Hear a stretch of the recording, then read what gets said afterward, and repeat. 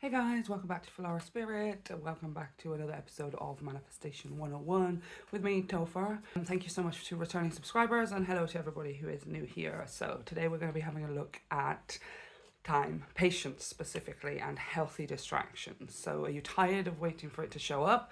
Try a healthy distraction. We're going to talk a little bit about patience and time and kind of how it works with manifestation, and also how this applies a bit more to the bigger goals and the bigger dreams. Obviously the bigger stuff, the dream stuff, the big life goal stuff, the stuff that you are intended to create rather than just be a blessing in your life, that's where patience kind of needs to come in. So patience is really one of the hardest things to work with when it comes to manifestation.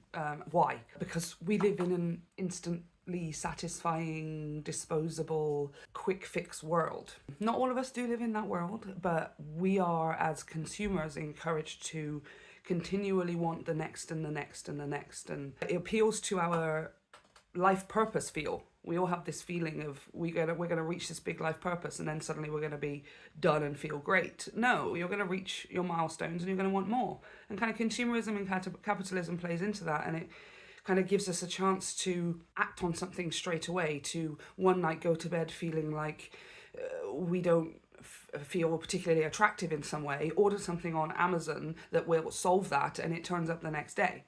Right? Same with things like relationships. We're able to just pick up our phone, have 1,000 people at the palm of our hands, and just swipe depending on the way that they look and stuff. Like, it's just so instantly satisfying, instantly redeemable, instantly doable and disposable. So obviously when it comes to the bigger things in life, especially dreams, goals, manifestations, your overall desire of your quality of life and stuff, those are things that really need to be worked towards. You have to learn so much along the way. You've got to take in so many experiences. You've got to have so many downfalls so you can drag yourself up in order to become the person that can create and then sustain that life, which is what we want. We want to be able to have it and then sustain it, not it just be delivered next day by Amazon and then 2 weeks later we just put it aside and whatever.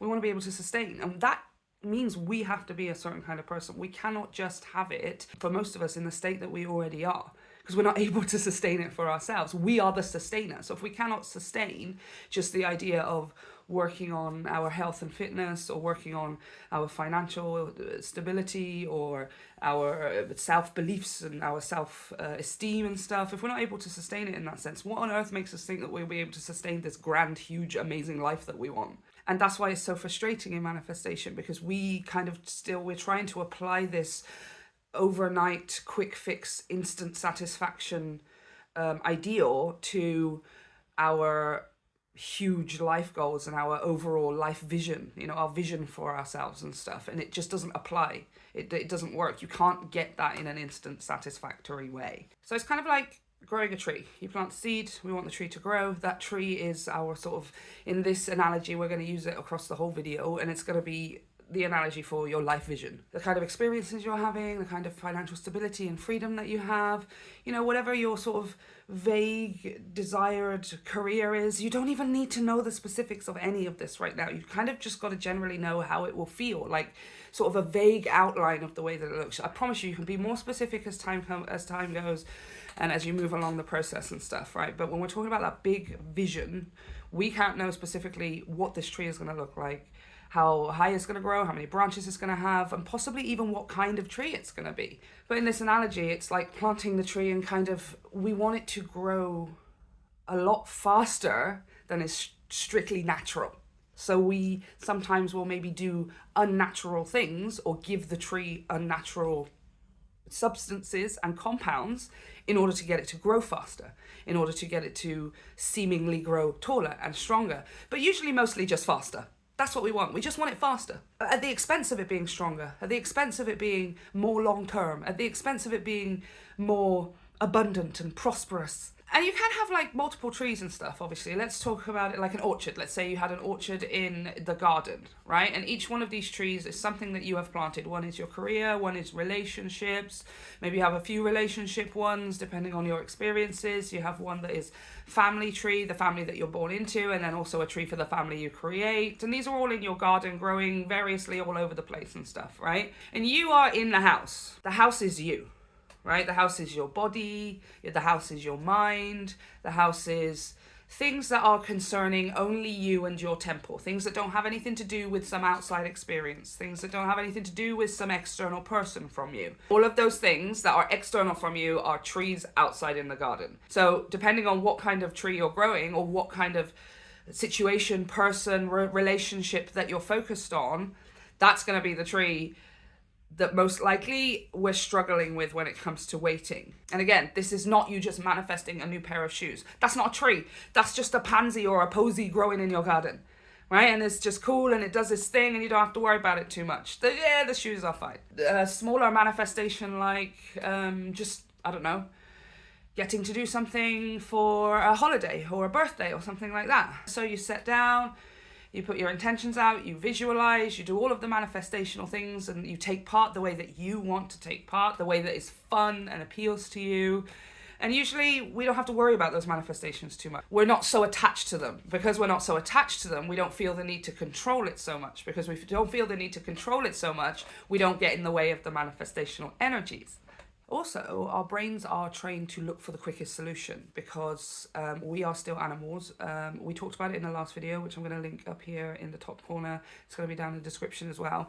I'll go over it a little bit more in that video, but we were talking about how, for the most part, our computer mind, the logical part of our mind, is still going to automatically respond to the instinctual mind, the primal mind, the animalistic mind, the one that's trying to keep us alive.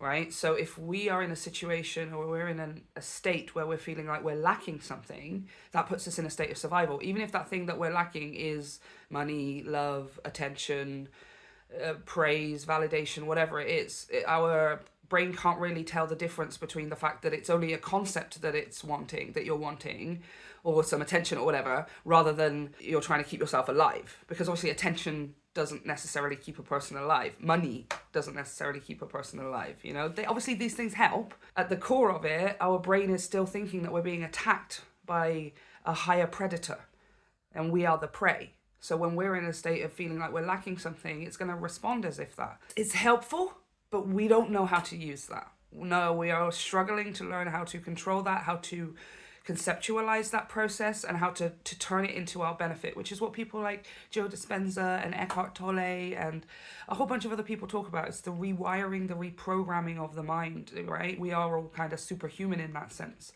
Another thing I wanted to talk about before we get into healthy distractions is the organic outcome. The organic outcome essentially is that tree being allowed to grow at its own pace into whichever tree it's going to grow into, how tall it's going to grow, taking a step back and just allowing it to grow how it's going to grow. And the same goes for the big life vision or this big goal that is external from yourself. I notice a lot of people really do struggle with it, specifically when it comes to money and romance. Those are the two that most people seem to struggle with. Every person has experienced one or the other of those things, and many, many people experience both because they have a similar kind of mindset when it comes to both of those things. Money will provide me stability and love will provide me stability. If I could just get those two things from external from myself, I would feel so much better about myself, and then I would start taking care of myself, and then I would start doing things more prosperously. Then I would start feeling like my life is going in a perfect direction, etc. But it's that constant reliance on something external from the self that is causing us to trip up. That's what's causing us to go round and round and round in a loop and chasing our tails. At the core of everything that you need is already inside of yourself, including the ability to create opportunities for financial stability, including the ability to create opportunities for romantic interactions, including the ability to create opportunities to be put in the right place at the right time to meet the right person who can put you on track for that career or creative goal that you have. Put you in the right place at the right time to make the right friend who will go on to be a huge stapling part of your life for the next 20 or the rest of your life. And it turns out you guys have some grand purpose together.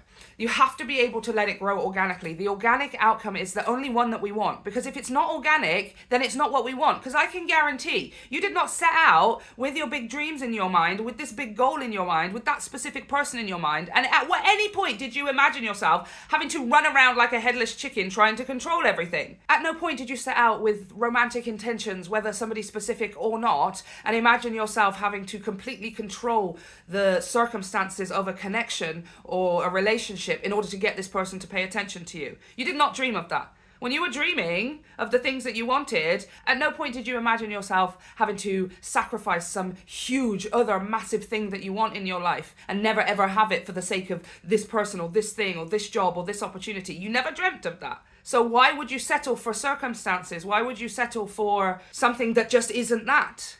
Right? You want that organic, natural outcome. Anything else isn't actually what you wanted. It's a false version of it. It's a made up version of it. It's like growing a tree in your orchard garden and it's just hollow. It's made of plastic. One slight knock, one blow of the wind and the whole thing comes tumbling down because it was never allowed to grow of its own energy. It was never allowed to evolve and progress by itself. The relationship, the situation, the energies, the life vision. If it cannot progress organically, you're going to get an inorganic outcome, which is a false outcome. It's not real. How on earth would you then be happy? What, you're going to create something that you never intended for? Yeah, I did that. That's what most people do. People are still just living their everyday lives doing that, forcing and pretending and manipulating it, trying to make it something that it just isn't. Also, an organic outcome is the only one that's going to be sustained. Again, that's what we want. We want to be able to create, achieve, have something in our life, manifest something in our lives, whatever that is, and then have it. Not just have it for a little while and then fumble like a hot potato because it's falling out of our hands or it's turning into sand and slipping through our fingers. We want it to be diamonds. It's just going to stay diamonds. That's it. Diamonds are forever. Literally. So if we want that organic outcome and we are wanting it to be sustained and long-term maintainable, it has to be able to be allowed to grow. And sometimes that means us taking a step back. You can water that tree. You put it in a good place where it gets sunshine. You will know when to take action. You will know when it needs to be watered because you will be given a direct opportunity to water it.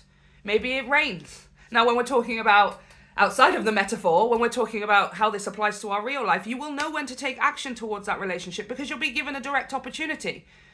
You'll be given a direct opportunity in the form of just having something to say to this person. Oh my gosh, I totally saw this and it reminded me of you. They're either going to reply, they're not going to reply. End of story. You watered the plant. You have watered the energy and let yourself and the universe know your intention is still to grow this in some way. Right? But then to take a step back, not expect a reply straight away, not expect a specific kind of reply straight away, and not expect your text to suddenly change the dynamics of the situation. Same goes for money. You will know when it's time to take action because a job will come up that you really want to apply for, or somebody hires you or is interested in whatever your skills or your talents or your work is. That's going to be a time to take obvious action. That, okay, obviously I'm going to water this, right? Every once in a while or once every day, you're looking things up because you're looking for a new job or you are looking for something that takes you in a new direction. If you're looking to start a business or to maybe develop a skill or a hobby or a talent that you have and hopefully turn it into something financially providing, the same applies. You will know when to take action because you will be given the direct opportunity, some time, some resources, some inspiration, some random suggestion from the internet or somebody in your life. Hey, have you considered blah, blah, blah, blah. Oh, let me just water this. And then I'm going to take a step back and allow it to progress and grow by itself. I'm not then going to take overwhelming, micromanaging control, trying to make sure that if I'm sharing something that I'm doing in the hopes of it reaching people on the internet, I'm not going to buy views. I'm not going to try and manipulate the algorithm or the system or some kind of social media process to try and get more views so it looks like I have more views and therefore I will be more successful. If we're talking about here, say again, let's go back to relationships. If we're talking about relationships, a lot of people will do this thing where they're like, do you think that they would react or be jealous, or do you think that they would suddenly change if I decided that I was going to go and look in another direction? And I'm like, oh, that's a level of control. You're playing, that's the devil you're playing with right there. If I make him, her, them feel bad about whatever the situation is with me, that will change them. They'll suddenly wake up. And I'm like, you understand, like you're trying to have a level of control over somebody here. That is so unhealthy. It's going to bite you back in the face. It's not going to bite you in the butt. It's going to bite you in the face. Okay? Don't be doing stuff like that. That is complete desperation. That is desperation. I am desperate for it to be the way I want it to be, look the way I want it to look, feel the way I want it to feel, for them to be the person I want them to be, for it to be this way, this timing, blah, blah, blah. And the only way I can be happy is if I get that. And you're telling me that when you were dreaming of your dreams, you were dreaming of yourself being that desperate. No, you didn't. Nobody does. Nobody dreams of being desperately clawing and controlling and manipulating for their dreams to come true. That's not what we dream. We dream of our dreams coming true.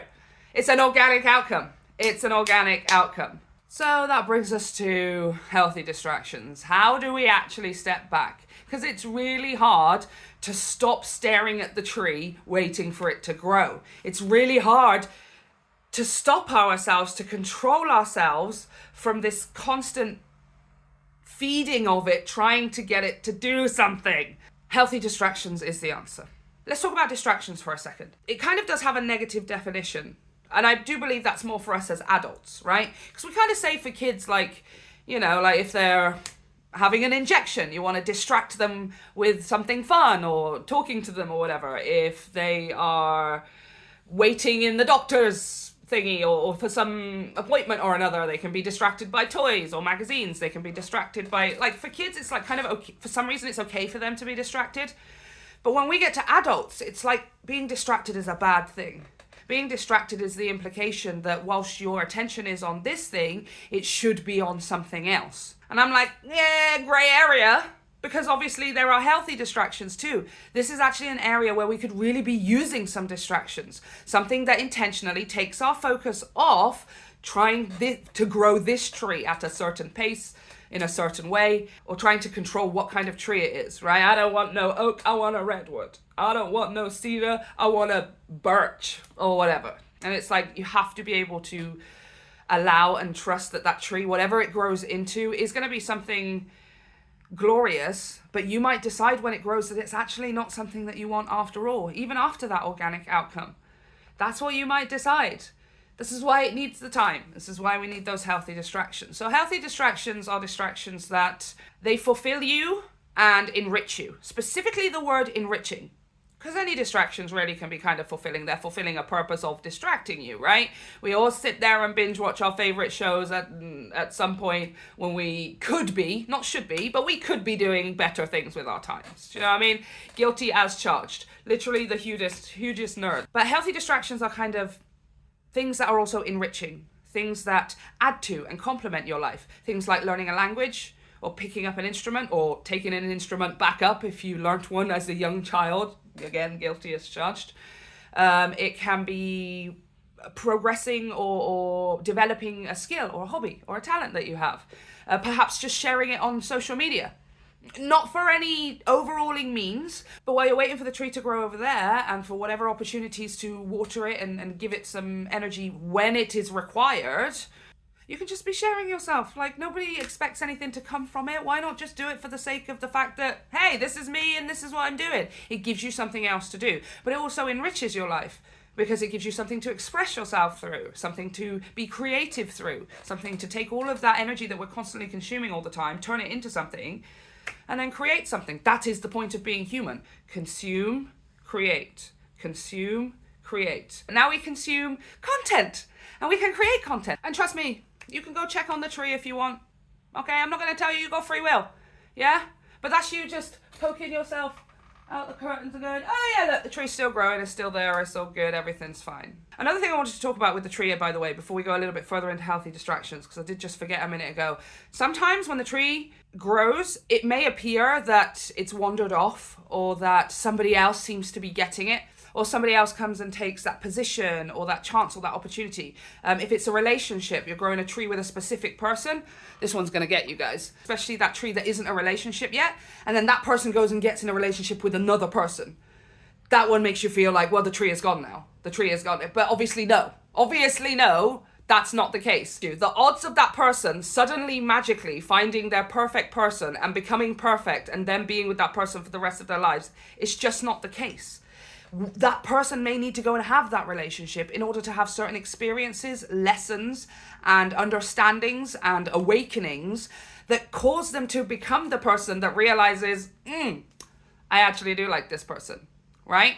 That person might even grow into a tree that you are not even interested in. Maybe they become the realist, most highest version of themselves as you are doing the same, and you realize, oh, we're kind of just two different people, right? Lots of these things will happen. Do not expect that the tree that you're growing is going to come out exactly the way that this is why we need that organic outcome.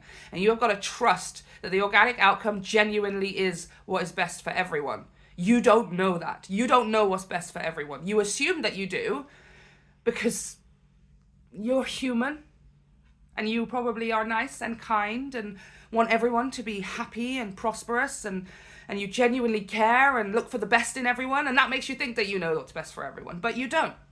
What's best for everyone is exactly what and where they are right now, contrary to popular belief, even in the most extreme cases. Because if it wasn't, the universe would cease to exist. If something was out of alignment with what has to be based on the laws of the universe, it would simply cease to exist. So back to healthy distractions. Genuinely, you have got to find things in your life that you are doing that are just inside of the house.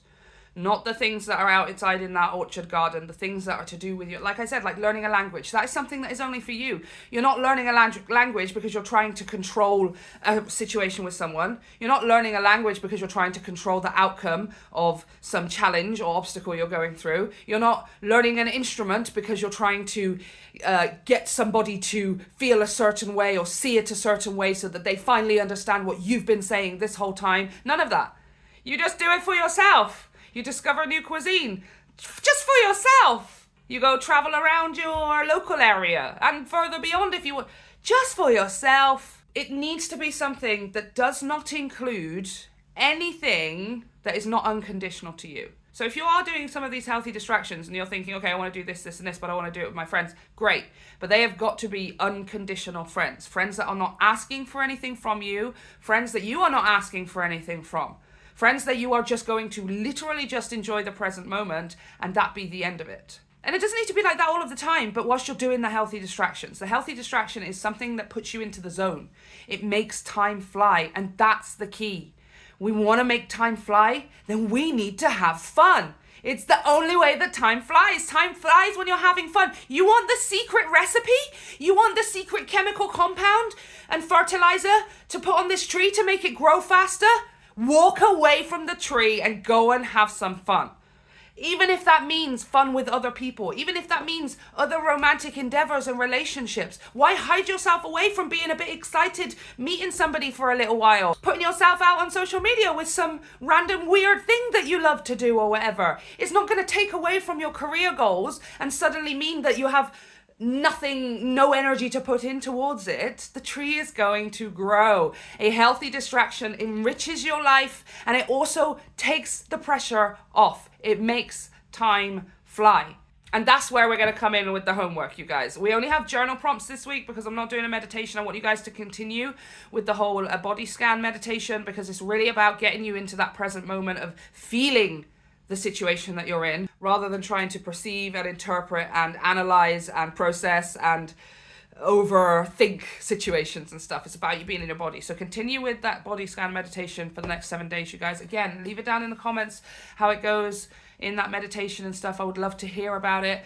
But this is going to be more about journal prompts, okay? So we only have one. Your one thing I want you to write in your journal this week, you guys, is, if you can, ideally about 10, but at least a minimum of 5 healthy distractions. Specifically, healthy distractions are things that enrich your life, that complement and add to it. Things that involve either just you or an unconditional separate. It cannot be a romantic interest. It probably wouldn't be able to be a coworker unless that coworker is already your best friend and stuff. It needs to be somebody unconditional. And it's also something that's going to put you in the zone. So you are not looking at that clock. Time flies. We want time to fly. So at least 5, but ideally about 10 here, right? So I'm not going to give you all of my 10, but some of mine. Number 1 is singing. Just singing. If I just go stand in the front room right now, put my music on out loud, turn my microphone on, I could sing for the next 4 hours and not realize that 4 hours has passed. It flies past. Another one, probably the second one, is watching my favorite show, which is America's Got Talent. Okay, for all of the right reasons, you guys. America's Got Talent takes me out of the world. It puts me in the world, but it takes me out of the world. Like, the time flies. It's an hour and a half long, and I don't even notice because it feels like it's 20 minutes. Another thing is cooking. Cooking is a great one, you guys, right? If you are so inclined. For you, it might be gardening, painting, something creative. Those are things that put me in the zone. Those are things that take me out of this idea that I'm constantly got to be working towards something, because I'm already in the mode of working on something. I'm already in that mode. I'm in the right energy for creativity and creation. So therefore, I must be aligned with lots of other manifestations, including those trees that are growing. I promise you, it's the best energy. You want the right fertilizer for that tree? There you go. It is a healthy distraction. It is doing something that takes you so out of the necessity and desperation of that manifestation, because you are already having the energy of creating something anyway. There you go. You are welcome. You are absolutely welcome. So let me know, you guys, how this goes. If you want, you can put your healthy distractions down below in the comments and stuff. I'd be curious to see. If you guys aren't using a journal or whatever, feel free to use the comment section as your journal, you guys. The more you affirm it, the more you get it out of your system, the more you express it, the more you create. Yeah, you must express in order to create. So notebook, journal, or in the comment section, it doesn't matter. Just get it out. And what you're going to do over the next 7 days is you're going to find as much time as you can, 5 minutes, 3 minutes, it doesn't matter, to cram in some of these things, to give yourself some of these things to do during the evenings. And over time, what you're going to realize is that your attention just slowly starts to fall back. You actually feel a little bit more like, I don't have to run around like a headless chicken. Things can work for me. This is working for me. The fact that I am having something working for me, I'm creating something in a completely different aspect or area of my life right now, is proof that I can, proof that it does. And therefore, I believe and I trust a little bit more that that tree is going to do the same. You want proof? You got to prove it to yourself, you guys. That's the meaning of life. Also several other things. But that's the meaning of life. You got to prove it to yourself. All right, guys, I love you so, so much. Let me know how this goes for you. If you are new here, please consider liking and subscribing. I would greatly appreciate it. All of my TikToks and subbers, I will see you guys in the next few days. I love you, love you, love you. Take care and bye-bye.